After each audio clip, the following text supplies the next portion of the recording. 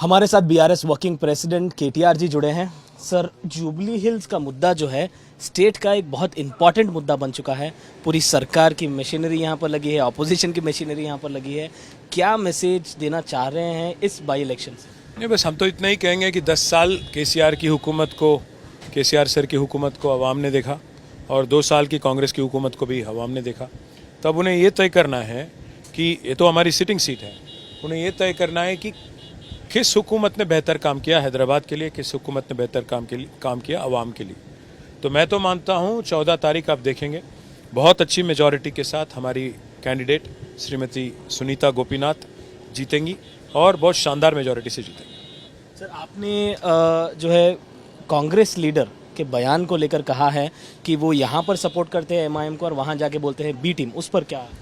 मैं बस इतना ही कहूँगा कि इस सवाल का तो जवाब असदुद्दीन ओवैसी साहब को देना होगा, क्योंकि असद भाई ने खुद कहा था 2 साल पहले कि रेवंत रेड्डी जो हैं आरएसएस अन्ना है।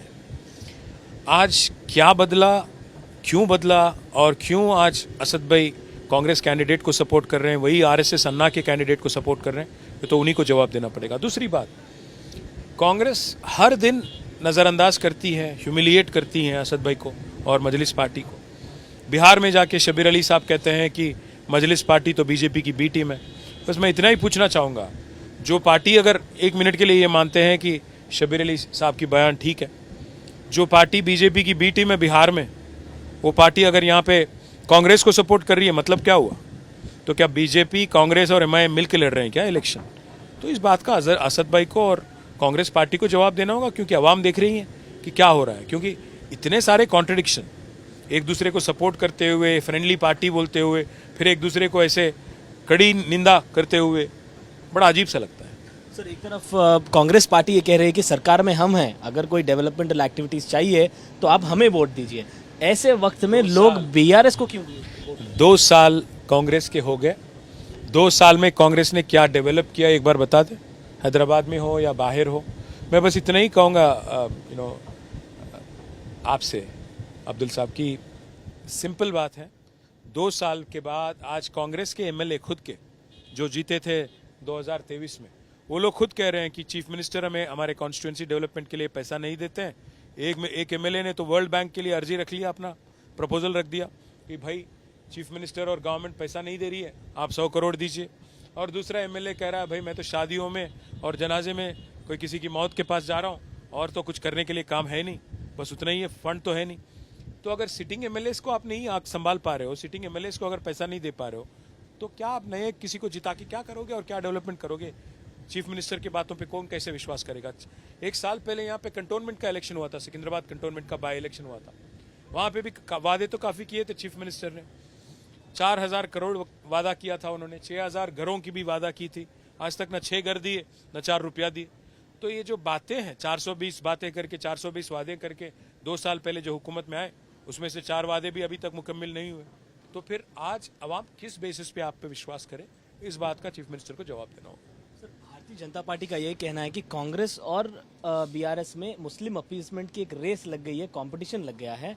मुसलमान, हालांकि 3,90,000 वोट बैंक अगर यहाँ पर वोटर्स यहाँ पर है तो 1,20,000 या 25 के ऊपर। भारतीय जनता पार्टी के बारे में, वो मजहब के अलावा कुछ और जानते नहीं है, कुछ और समझते भी नहीं है। वो कभी डेवलपमेंट पे नहीं बोलेंगे। 11 साल में भारतीय जनता पार्टी ने, उनकी केंद्र सरकार ने तेलंगाना के लिए किया क्या, इसके बारे में तो कभी बोल नहीं पाएंगे, क्योंकि किया कुछ है ही नहीं। उनको तो एक ही चीज़ पता है, हिंदू मुस्लिम, उसके अलावा तो कुछ समझते भी नहीं है वो, उनकी समझ उसी हद तक है। तो मैं उन पर तरस खाता हूँ। उनकी तो जमानत जब्त होने वाली है, आप देख लीजिए 14 नवंबर फिर एक बार उनकी जमानत जब्त होगी, इसलिए मैं ज़्यादा उनके बारे में कह के उनको अहमियत नहीं देना चाहता। इस चुनाव के चलते पहले आया कब्रिस्तान का मुद्दा, फिर आया अजहरुद्दीन जी को मिनिस्ट्री देने का मुद्दा, तो इस मूव को कैसे? मैं बस इतना ही कहूँगा, 2 साल हम लोग बार बार कहते आए कि पहली हुकूमत है कांग्रेस की जिसमें कोई मुस्लिम रिप्रेजेंटेटिव है ही नहीं, ना एमएलए है, ना एमएलसी है, ना मिनिस्टर है। तो ज़बरदस्ती, मतलब मजबूरी में आज उनको देना पड़ा अजहरुद्दीन साहब को। तो ये तो हमारी बदौलत है। अजहरुद्दीन साहब को अगर आज मिनिस्ट्री मिला तो उनको तो शुक्रिया अदा करना चाहिए बीआरएस पार्टी का और केसीआर साहब का। पोर्टफोलियोज आज अनाउंस किए माइनॉरिटी और पब्लिक। हमारे दौर में तो डिप्टी चीफ मिनिस्टर थे, रेवेन्यू थे, हमारे दौर में हमारे महमूद अली साहब होम मिनिस्टर थे, पर आज देखिए कांग्रेस में क्या पोर्टफोलियो दिया गया, क्या अहमियत दी गई, आप ही समझ सकते हो। अगर लोग बीआरएस को चुनते हैं इस चुनाव में, जुबली हिल्स के बाई इलेक्शन में, तो बीआरएस की तरफ से लोगों के लिए क्या है? मैं बस इतना ही कहूँगा, 2 साल बाद आज कांग्रेस हर सेक्टर में फेल हो चुकी है। बीआरएस को अगर आप चुनेंगे तो एक स्पष्ट मैसेज जाएगा पूरे हिंदुस्तान को कि बीआरएस वापस आएगी, और जो डेवलपमेंट और जो वेलफेयर आज हट गया, मतलब तेलंगाना के मैप से, उसको फिर एक बार पटरी पे लाना है और केसीआर सर के लीडरशिप में फिर एक बार तेलंगाना को नंबर 1 बनाना है, यही मैसेज देना है। धन्यवाद सर, हमसे बातचीत करने के लिए। तो ये थे BRS working president KTR. Camera person Krishna के साथ अब्दुल बशीर, हैदराबाद।